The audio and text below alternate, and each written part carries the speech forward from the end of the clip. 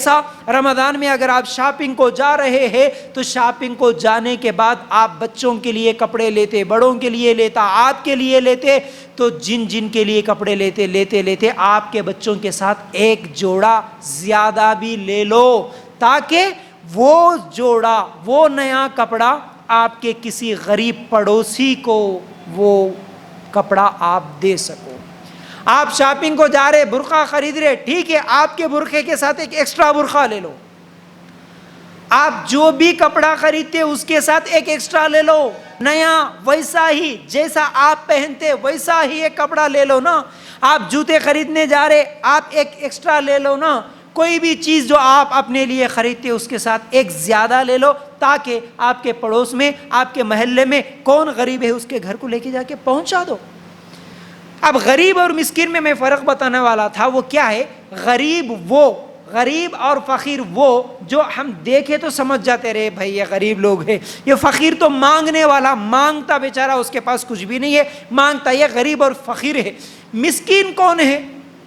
مسکین وہ ہے جو مانگتا نہیں کسی سے، لیکن اس کا گھر کا خرچہ اتنا زیادہ ہے کہ خرچہ زیادہ ہے، کمائی کم ہے۔ اس کی کمائی اور اس کی محنت سے اس کا گھر کا خرچ بڑی مشکل سے چلتا ہے، اور وہ لوگوں کی طرح بھیک مانگتے ہوئے بھی نہیں پھرتا۔ ایسا آدمی مسکین ہے۔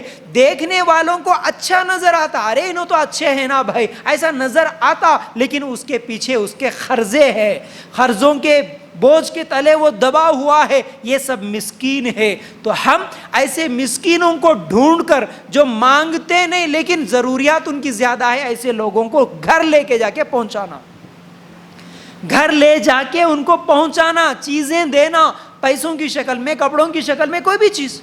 بچوں کو کپڑے نہیں خرید سکتا، غریب نہیں ہے وہ، فقیروں کی طرح مانگتے ہوئے نہیں پھرتا، لیکن وہ کیا کرتا؟ نہیں بھائی اس سال پرانے کپڑے جو ہے نا وہی ایڈجسٹ کر لیں گے، دھو کے پہن لیں گے، خاموش بیٹھتا۔ ایسے لوگوں کو ڈھونڈ کر خود کپڑے خرید کے لے کے جا کے دو، یہ مسکین ہے۔ کوئی قرضوں میں ہے، نہیں مانگتا، بھیک نہیں مانگتا، آپ کو معلوم ہے بیچارے کا قرضہ ہے، آپ پیسے جمع کر کے خود گھر کو لے کے جا کے دو۔ زکوٰۃ کا سسٹم جو دیے نا، اصل میں یہ ہے صحیح طریقہ کہ ہمارے زکوٰۃ کی رقم مانگنے والے کو 100 روپے دینا نہیں ہے، ہماری زکوٰۃ کی رقم جمع کر کے ایسے غریب، ایسے مسکینوں کو خود لے کے جا کے دینا، یہ ہے اسلامی طریقہ۔ انشاءاللہ زکوٰۃ کے مسائل میں آپ لوگوں کے سامنے رکھوں گا، اگر آپ لوگوں کے سامنے نہیں رکھوں کم از کم ویڈیو تو ریکارڈ کر کے رکھوں گا۔ زکوٰۃ کے پورے مسائل، کیسے، کون، کتنا، کیا، یہ سب چیزیں انشاءاللہ آئیں گی۔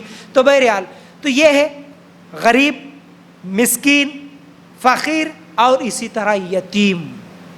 اللہ تعالیٰ قرآن میں بھی بار بار یتیم کی مدد کرو، یتیم کو دو بول رہے۔ تو صدقۃ الفطر ہو یا زکوٰۃ کی رقم ہو، یتیموں پر بھی خرچ کرو۔ جو بچے جن کی ماں کا انتقال ہوگا، جس کے باپ کا انتقال ہو گیا، جو بچے ماموں کے پاس پرورش پا رہے ہیں، جو بچے ننیال میں ہیں، جو بچے صرف انادھ آشرم میں ہیں، ایسے کئی لوگ ہیں، ایسے بچوں کو ڈھونڈو۔ وہ بچے بیچارے، اللہ کے لیے غور کرنا، بڑی تکلیف ہوتی ہے۔ وہ تکلیف جو دیکھتا ہے اور جو محسوس کرتا ہے اسی کو ہوتا ہے۔ ہمارے مسلمانوں میں عام طور پر گھروں میں کام کرنے کے لیے کچھ بچوں کو، کچھ بچیوں کو کچھ لوگ رکھ لیتے ہیں۔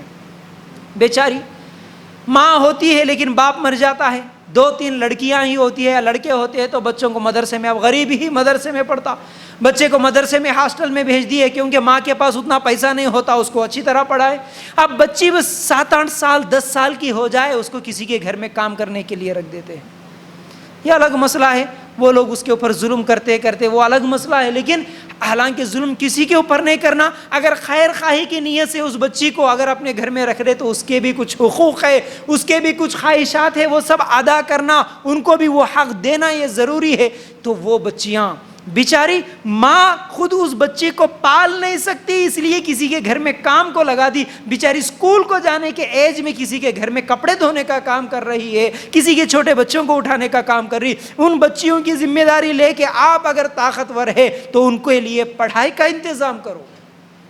اس کی خواہش ہے پڑھنے کی، بیچاری اس کو پڑھاؤ، اس کے اسکول فیس کا انتظام کرو، اس کے کھانے کا انتظام کرو۔ اس سے بہتر ہے کہ آپ گھروں میں کام کرنے والی بنا کے رکھنے سے بہتر اس کے اوپر خرچ کرو، اس کا بہترین اجر اللہ تعالیٰ دے گا۔ یتیموں پر خرچ کرو. وہ مانگتا نہیں, وہ پوچھتا نہیں, بھکاری کی طرح نہیں آتا آپ کے گھروں کے سامنے, لیکن افسوس اس بات کی ہے کہ یتیم اگر نظر آیا تو اس کے اوپر ظلم کرنا ہی ہمارے مسلمانوں کو معلوم ہے, صرف ظلم کرنا معلوم ہے. کیسے ظلم کرتا؟ یتیموں کا حق مارتے لوگ.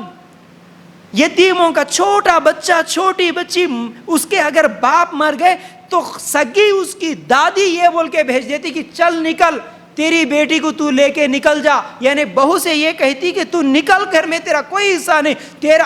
حالانکہ وہ عورتیں یہ بولتے ہوئے روتی ہیں کہ میرے شوہر جب زندہ تھے, میرے شوہر بنائے تھے گھر, میرے شوہر کی پراپرٹی, میرے شوہر کا مال سب کچھ میرا ساس کھا لی, میرے سسر کھا لیے, میرے دیور, میرے جیٹھ سب کچھ پراپرٹی کھینچ لیے, اور مجھے اور میری بچی کو اور میرے چھوٹے بچے کو گھر سے نکال دیے. یہ ظلم, یہ انسانیت نہیں, یہ جانوروں کی صفت ہے. جانوروں سے بھی بدتر لوگ ہیں ایسے لوگ جو اپنی ہی بچیوں کو, اپنے ہی پوتوں کو, اپنے ہی پوتیوں کو صرف مال کی حرص کی وجہ سے ان کو پراپرٹی میں حق نہیں دے کے ان کو باہر ڈھکل دیتے ہیں. بیچاری وہ کتنی مشکلات اٹھا کے, کتنی تکلیفیں اٹھا کے اپنے بچوں کو پالتے ہوئے زندگی بھر روتی ہے. یہ ظالم خود ان کے حق مار کے, یتیموں کا حق مار کے لوگ پیسے کھا جاتے ہیں.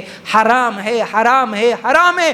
دنیا میں تم لوگوں کو 4 لاکھ 5 لاکھ 10 لاکھ کی کچھ پراپرٹی مل جاتی ہوں گی. اس پراپرٹی کو کھا کے آپ زندگی بھر تو خوش نہیں رہ سکتے, لیکن آخرت کی زندگی بھی آپ کی تباہ اور برباد ہو جائے گی. یاد رکھو, پراپرٹی کے مسئلوں کو لے کر یتیموں کا حق مارنا, یتیموں پر ظلم کرنا, یہ نہیں, بلکہ یتیموں کو مدد کرنا ہے, یتیموں کا سپورٹ کرنا ہے, مسکینوں کو دینا ہے. زکوٰۃ کا بہترین نظام ہم کو اسلام دیا تھا, لیکن مسلمان چوری سے وہ زکوٰۃ کو بھی کھا جاتے ہیں. اس لیے مسلمان ہر جگہ غریب